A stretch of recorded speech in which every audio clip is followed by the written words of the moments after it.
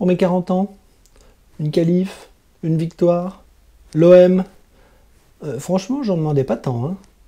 Merci encore.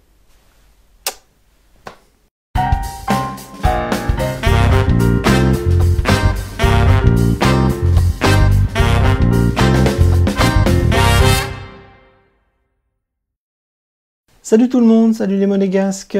Bienvenue pour un nouveau débrief. Donc là, on va laisser un petit peu de côté la Ligue 1 et on va parler un petit peu de la Coupe de la Ligue. Voilà, c'est le début des coupes nationales. Alors la Coupe de France, ça sera en janvier. Et là, on commence un petit peu prématurément la Coupe de la Ligue, donc les 16e de finale. Et Monaco commençait plutôt fort parce que c'était l'affiche de ces 16e avec la réception de Marseille. Donc on avait un gros morceau, on avait une petite revanche à prendre par rapport au match précédent en championnat. Et donc on avait tous les éléments pour avoir une belle petite affiche dans cette coupe qui est de plus en plus inutile, on va le dire, parce qu'elle va être supprimée bientôt. Mais pour l'instant elle est encore en route et je pense que Monaco doit jouer toutes les compétitions nationales à fond. Peut-être en gagner une si Paris trébuche. Et puis, bien sûr, continuer le championnat à fond pour essayer de choper le podium, si c'est encore possible. Donc voilà, donc pour ce match, on avait les habituelles caractéristiques d'effectifs, de groupes, de composition, c'est-à-dire que Jardim avait décidé de tout changer, parce qu'il aime bien faire tourner dans ses compétitions, il aime bien reposer les joueurs avant une semaine à 3 matchs, et c'est le cas parce que dimanche on joue Saint-Etienne et on a joué juste avant Nantes. Donc voilà, il voulait faire tourner et il l'a fait. Il a laissé des joueurs au repos, hein, des joueurs importants, comme Bakayoko par exemple, comme je sais même plus qui y avait, Gelson Martins, enfin 3-4 joueurs importants. Et donc le groupe était quand même assez imposant, avec des possibilités de belle équipe. Et donc en plus on avait donc des joueurs comme Zagré, Ronaldo qui rentraient à nouveau dans le groupe. Donc la composition est tombée à 20 h et le 3-5-2 était reconduit, sans surprise. Donc le 3-5-2, je pense que c'est ce qu'on va avoir toute l'année. Et dans la compo, là, pour le coup, on avait quand même pas mal de changements. Donc dans les buts, on n'avait pas Subasic, on avait Lecomte qui était reconduit, donc ça c'est plutôt bien. Je ne suis pas sûr que Subasic soit rétabli ou prêt à 100% pour jouer. Donc Lecomte était reparti. En défense centrale, on avait le retour de Maripane à la place de Glick qui était laissé au repos. Donc Badiachil, Maripane et Jemerson. Sur les côtés, on avait Ballo-Touré qui rentrait. Aguilar qui rentrait aussi, donc voilà, les deux pistons changeants. Milieu de terrain, on avait Fabregas avec Adrien Silva, et on avait Henrich qui rentrait aussi, et lui pour le coup, il rentrait dans un poste difficile parce que le milieu de terrain, c'est pas forcément là où il est le meilleur. Et devant, voilà, on avait le grand changement avec la blessure de Slimani, Ben Yedder était sur le banc, et donc on avait le duo Keita-Baldé-Augustin qui était pleinement annoncé auparavant.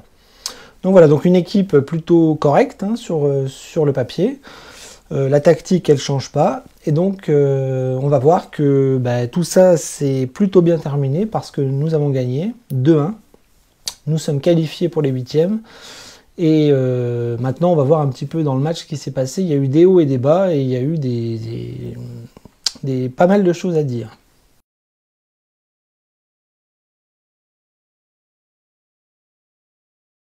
Alors on va résumer un petit peu le match. On va voir des occasions. Alors des occasions, il n'y en a pas eu énormément, hein, des franches, je parle. Ça a été un match un peu lent. J'ai trouvé que ça manquait un peu de rythme au début du match. Il n'y avait pas la même intensité que sur certains matchs de Ligue 1. Alors c'était aussi par le fait qu'il y avait beaucoup de changements dans l'équipe de Monaco. Il y a aussi le fait que les équipes se freinent un petit peu par rapport à l'enchaînement des matchs.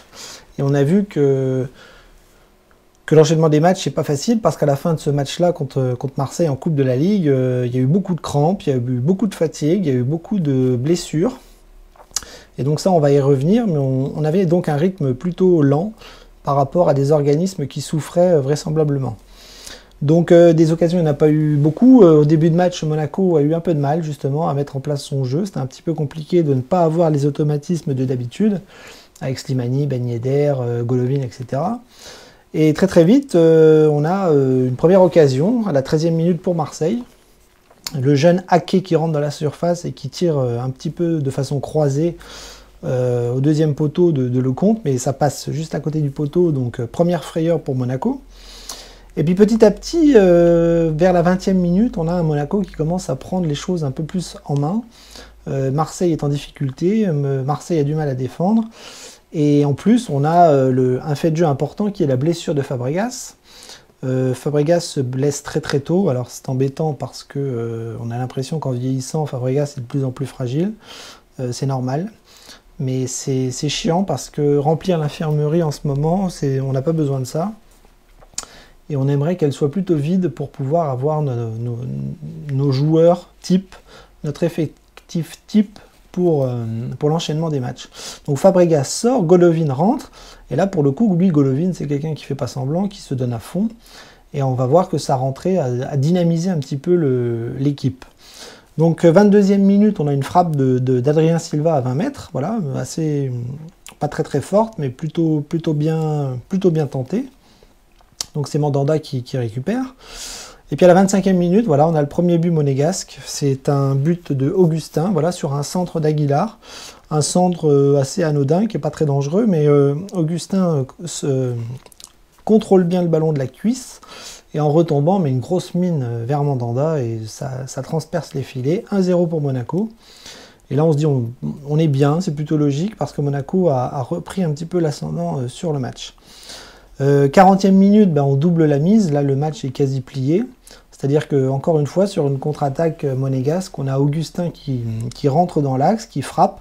Mandanda repousse, mais manque de bol, c'est Aguilar qui est présent.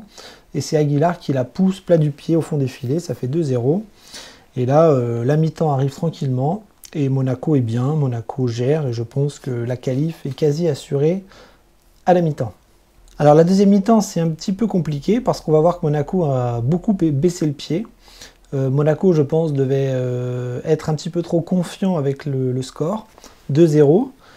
Et on a fait un petit peu n'importe quoi, on a commencé à s'en mêler les crayons, à être fatigué, à reculer, à ne pas réussir à enchaîner certaines phases de jeu, certaines actions, certaines offensives, enfin, tout était un peu foiré.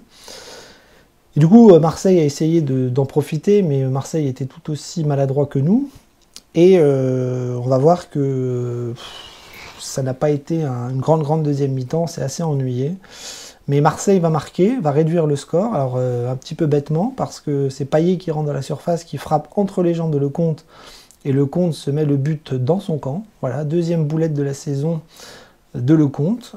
Contre Lyon, c'était déjà entre les jambes, là c'est encore entre les jambes. Alors je pense qu'il va peut-être falloir lui acheter du grillage à lui, parce que ça fait 2 fois. Alors bon, on va pas le criminaliser, hein, c'est des erreurs qui sont bêtes, c'est des erreurs qui arrivent à tous les gardiens du monde, mais il va falloir qu'il en fasse pas trop, parce qu'il va vite avoir le syndrome Souba ou les autres, et ça serait dommage d'avoir un gardien qui prend des buts bêtement comme ça par la suite. Donc voilà, on prend un but bêtement, 2-1 pour Marseille, et Marseille essaye de pousser, et à la fin, à la 86e minute, on a une double occasion pour Marseille. Camara et Radonjic qui s'essayent sur le compte, et sur le but de Monaco, mais ça passe à côté, et Monaco s'en sort bien, parce qu'on avait très peur de l'égalisation bête et idiote, avec des Monégasques qui ne géraient plus grand-chose. Et à la toute fin, on a une dernière occasion de Golovin, voilà, qui arrive à rentrer dans la surface, mais très lentement, et qui tire sur Mandanda, qui la met en corner, et voilà, une très grosse occasion ratée de la part de Monaco. Il avait combiné avec Ben Yedder, qui était rentré, mais ça rentre pas, mais on arrivera à garder le score, et Monaco gagne 2-1, Monaco se qualifie pour les 8e de finale. Et on est content, on est très content, parce que c'est toujours important de gagner une affiche comme ça, c'est toujours important de gagner des matchs, c'est toujours important de passer le tour suivant dans des coupes, quelles qu'elles soient. Voilà, donc 2-1 pour Monaco contre Marseille.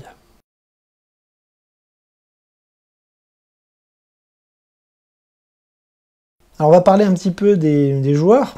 Alors là c'était intéressant parce qu'on a vu des nouveaux, on a vu une nouvelle mayonnaise au sein de l'équipe. Jardim avait quand même pris pas mal de risques en changeant beaucoup de choses. Donc je vous ai dit, hein, le retour de Maripane, le retour donc Maripane, Ballo-Touré, Aguilar, Fabregas qui rentrait encore dans le 11, Henrich au milieu de terrain, Augustin et Keita Baldé. Donc ça faisait quand même 7 changements importants. Et on a vu qu'il y a eu des choses intéressantes, même si ce n'est pas du tout le rendement de l'équipe titulaire que l'on connaît. Donc on va prendre un petit peu ligne par ligne. Hein. Donc le compte, très embêtant de prendre un but bête pareil. Mais sinon, il n'a pas eu grand-chose à faire. Il a fait une erreur de main en première mi-temps. Donc c'était pas sa soirée à lui. Je ne sais pas si on peut le considérer comme le flop de la soirée. Parce qu'à côté de ça, il n'a pas eu non plus grand-chose à faire. Mais il prend un but bête, et en première mi-temps, il n'avait pas l'air très très concentré. Donc voilà, donc un match pas terrible de Lecomte, il faut le souligner, même si les matchs précédents, c'était beaucoup mieux et que ça reste un excellent gardien. Donc ne le jugeons pas trop vite, c'est pas une ou deux boulettes qui vont le détruire, je l'espère. Alors au niveau de la défense, on avait les classiques, Badiachil et Jemerson, avec le retour de Maripane. Donc on peut commencer par Maripane. Maripane qui a été très invisible dans la défense, mais c'est plutôt bon signe parce que ça veut dire qu'il n'a pas eu grand chose à faire, et les rares choses qu'il avait à faire, il les a bien faites. Donc voilà, il a sécurisé la défense. Alors je l'ai trouvé un petit peu lent, mais je l'ai trouvé plutôt bon sur les relances, voilà, des petites transversales, des passes plutôt bien emmenées, contrairement à Glick qui met des parpaings régulièrement. Donc voilà, ça il l'a bien fait, il a bien défendu, il n'a pas eu de choses, il n'a pas fait de boulettes, il n'a pas eu des choses extraordinaires à faire. Donc un match correct de Maripane. Badiachil plutôt bien aussi, lui il est pas mal en ce moment, il n'est pas parfait, mais il fait ses matchs et voilà, il progresse, il apprend. Et on attend encore plus de lui dans les matchs à venir, malgré ses performances qui sont quand même plus ou moins bonnes. Jemerson, c'est un petit peu l'inverse. Moi, j'en ai un petit peu marre en ce moment de Jemerson. À chaque fois que je le vois, il se fait passer par tout le monde. Dès qu'il en a un contre un, il se fait passer. Dès que ça va vite, il se fait passer. Il se fait peur quand il défend. Il n'est pas sécure, il n'est pas costaud. J'ai beaucoup de mal avec Jemerson en ce moment. Il y a des fois, il fait des matchs corrects, mais là, ces derniers temps, je le trouve vraiment très très fébrile quand il s'agit de défendre. Manque de bol, c'est un défenseur. Donc il va vraiment falloir qu'il se remette la tête à l'endroit, Jemerson, et vite. Milieu de terrain, donc c'est compliqué. Fabregas, qui était titulaire, a très peu joué parce qu'il s'est blessé très très vite. Donc on va parler de Golovin. Golovin qui a fait une excellente rentrée, voilà, partout, vif, propre, passeur, dribbleur, amène des contre-attaques dangereuses. Enfin voilà, le Golovin qu'on aime beaucoup, qui se dépouille, qui défend, qui attaque, qui se bat, qui cherche des fautes, qui obtient des coups francs, etc. etc., etc. Alors quand il tire les coups francs, c'est un peu compliqué, c'est pas terrible. Il va peut-être falloir qu'il s'applique là-dessus, mais globalement, il fait des prestations excellentes ces derniers temps. Adrien Silva, toujours pareil, hein, c'est-à-dire un petit peu un travail de l'ombre. Mais il se bat, il se dépouille, c'est un vrai chien sur le terrain. Techniquement, c'est pas parfait, défensivement, c'est très compliqué, mais il apporte sûrement plus que Fabregas, et forcément, c'est pour ça qu'on le voit titulaire en ce moment dans l'enchaînement des matchs et dans les rencontres. Donc Adrien Silva, toujours pareil, moyen plus. Voilà, on a besoin de lui et de sa combativité, malgré les petites lacunes par-ci par-là. Henrich, alors Henrich c'est compliqué, moi je l'aime pas dans ce rôle-là, il est très mal à l'aise, très maladroit parfois, mais à côté de ça, il est pas maladroit techniquement, il fait ce qu'on lui demande de faire, il essaye de le faire proprement, simplement. Donc parfois c'est efficace, et puis parfois c'est un peu compliqué parce qu'il n'a pas la vision du jeu d'un milieu de terrain habituel. Lui c'est un défenseur, ça reste un défenseur, il n'a pas à être trimballé partout. Et moi, ça m'embête de le voir ici, dans ce poste-là. C'est pas Bakayoko, ça sera jamais Bakayoko. C'est un défenseur, et en milieu de terrain, pour moi, c'est compliqué, mais il a fait le travail dans ce match qui était forcément une opportunité pour lui, malgré les absences notables des milieux habituels. Donc Fabregas blessé, Bakayoko absent, et les autres. Voilà. Donc voilà, le milieu de terrain, c'était ça. Sur les côtés, on avait Aguilar et Ballo-Touré. Donc Aguilar, j'ai trouvé qu'il a fait un très bon match. Voilà, je pense qu'il est de mieux en mieux, lui, physiquement, techniquement. Il connaît bien ses coéquipiers, il commence à connaître l'équipe, il commence à assimiler ce que lui demande Jardim. Donc c'était pas mal du tout, et je pense qu'il peut faire concurrence à Gelson Martins. Et c'est important d'avoir une doublette comme ça sur le côté droit, parce que Aguilar est de mieux en mieux, il est bon. Et il l'a prouvé hier soir contre Marseille. Par contre, de l'autre côté, Ballo-Touré, ça a été catastrophique. Alors lui, je ne le reconnais plus. Je ne comprends plus son niveau. Il est complètement à la rue. Il ne sait plus attaquer, il ne sait plus défendre, il ne sait plus faire une passe, il ne sait plus dribbler, il ne sait plus rien faire. Lui, soit il a le cerveau à la cave et il est complètement explosé, soit il manque de rythme et puis de confiance. Donc j'ai du mal à expliquer ses performances, mais elles sont très mauvaises. Et on n'a vraiment pas de bol parce que côté gauche, on n'a personne d'autre à mettre. Hein. Dias, c'est pas mieux. Il est rentré pendant le match, il a fait n'importe quoi. Donc là, il était un petit peu plus haut que d'habitude, mais il a fait n'importe quoi. Il a été complètement à la ramasse. Donc Ballo-Touré et Gil Dias sur le côté gauche, ça ne va pas. Et bien, on est bien embêté parce qu'on n'a personne d'autre à mettre. Le petit Zagré était là, mais il n'a pas joué. Jardim ne le fera jamais jouer, à mon avis, sauf cas d'urgence, parce qu'il est trop jeune et parce qu'il va prendre le temps avec lui. Et quand Jardim prend le temps, ça peut prendre des années. Donc je pense qu'on n'est pas prêt de le voir, le petit Zagré, donc on ne saura jamais son niveau dans un match de haut niveau, justement. Voilà. Donc côté gauche, on est bien emmerdé en ce moment. Alors mes amis de Radio Diagonale parlaient de pourquoi pas mettre Aguilar à gauche, peut-être, ou Heinrich à gauche, peut-être. Si vraiment Ballo-Touré et Dias ça va pas, on peut penser à ces deux opportunités-là. Mais à mon avis, ça ne fonctionnera pas terrible parce qu'Aguilar et Heinrich... Enfin, Heinrich, ça peut être mieux qu'Aguilar à gauche. Parce qu'Aguilar à gauche, même s'il a déjà fait à Montpellier, ça me fait un petit peu peur. Donc on va finir avec l'attaque. L'attaque qui est pas l'attaque de d'habitude. Hein, notre attaque flamboyante, Ben Yedder, Slimani. Slimani qui est blessé. Ça m'ennuie.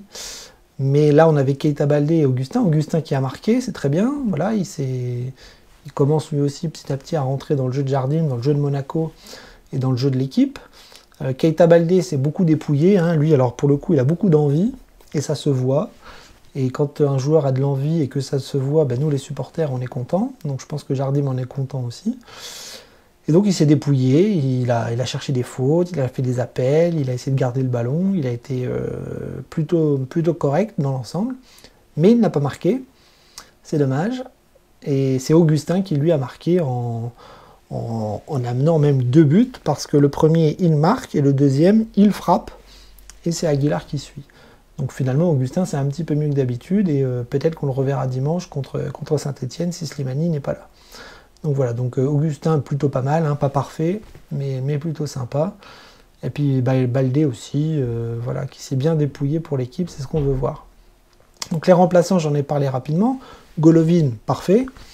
Dias, pas bon du tout.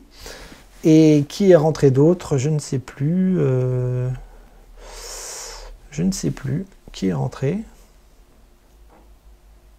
J'ai toujours des trous de mémoire sur les troisièmes remplaçants. Ben Yedder, bien sûr. Bien sûr, Ben Yedder. Ben Yedder qui est rentré à la fin du match. Il a joué quoi, 20 minutes, je crois. Alors ça a été un petit peu compliqué pour lui. Il a fait des bons appels. Il a eu des offensives un peu ratées. Donc il n'était pas vraiment dedans. Donc on ne peut pas dire que ce soit une superbe rentrée.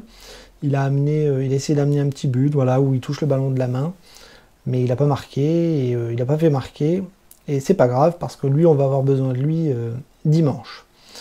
Voilà, donc j'ai fait le tour de tout ça. Donc globalement, voilà, une prestation moyenne, mais avec des bonnes petites phases de jeu qui ont permis aux remplaçants de se montrer un petit peu. Et ça fait du bien parce que tout le monde a besoin de jouer et on va avoir besoin de tout le monde dans les journées qui viennent, surtout si les blessures s'accumulent et que l'infirmerie augmente. Voilà pour l'analyse globale de l'effectif de ce Monaco-Marseille.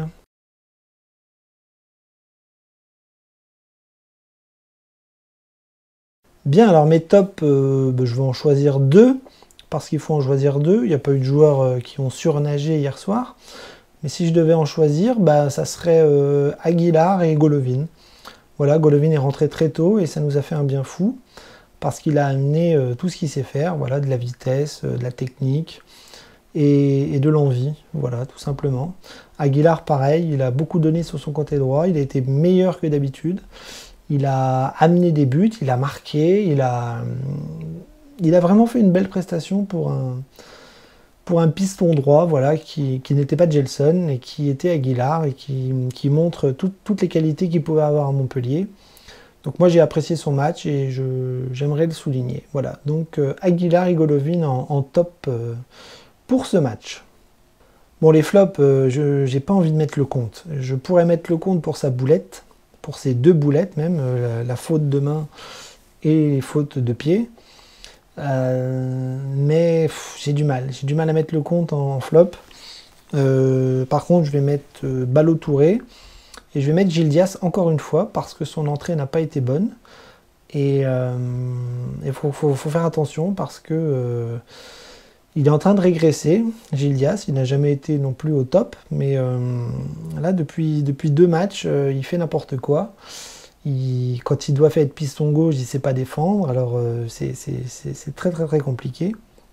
Donc, c'est un petit peu le même poste, hein, finalement. C'est Ballo-Touré et Gil Dias, voilà. En flop, Ballo-Touré, je vous l'ai dit tout à l'heure, il fait n'importe quoi en ce moment. Je ne le reconnais plus. Il n'a plus du tout la puissance de l'année dernière ou à l'arrière du début de saison et encore. Il n'a plus de puissance, il n'a plus de pêche, il attaque mal, il défend mal, il rate tout. Il a toutes les caractéristiques du joueur qui n'est pas bien dans sa tête et qui n'est pas bien dans ses jambes. C'est peut-être pour ça aussi que Jardim met Gil Dias avant lui, ce qui n'est pas mieux. Mais voilà, Ballo-Touré, c'est très très très compliqué. Je ne sais pas comment on va le remettre sur les rails, lui, mais il va falloir se dépêcher. Parce qu'on souffre sur le côté gauche, vraiment. Vraiment, vraiment, vraiment.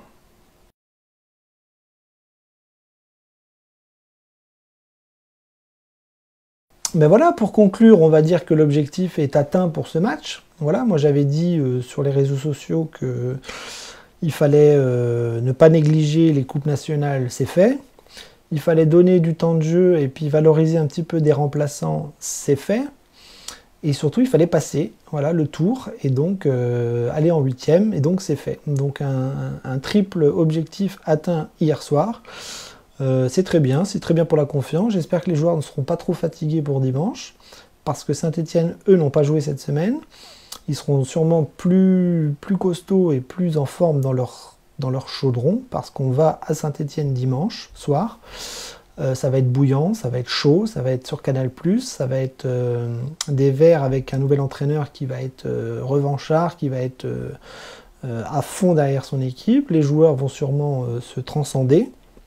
Et pour le coup, nous, il va falloir se transcender aussi, parce qu'on est sur une bonne dynamique en ce moment. On gagne les matchs, on gagne les matchs en championnat, on enchaîne.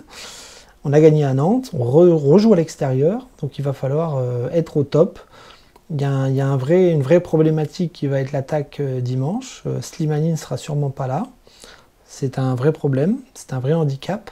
Ben Yedder jouera peut-être avec Baldé ou avec Augustin, on verra bien. Ça sera sûrement pas la même mayonnaise du moment. Donc il va falloir retrouver une ossature un petit peu comme à Nantes, un peu plus compacte. Et il va falloir continuer à cartonner offensivement. Et sans Slimani, voilà, et sans Fabregas qui est sûrement blessé aussi lui pour quelques semaines. Donc du coup on aura une équipe qui reviendra sûrement à la normale avec le retour de Glick, avec le retour magique de Bakayoko très certainement, Gelson Martins et les autres. Voilà. Donc on va serrer les doigts pour que ça se passe bien. On va serrer les doigts pour qu'on ramène quelque chose du chaudron, mais il va falloir être très très très fort.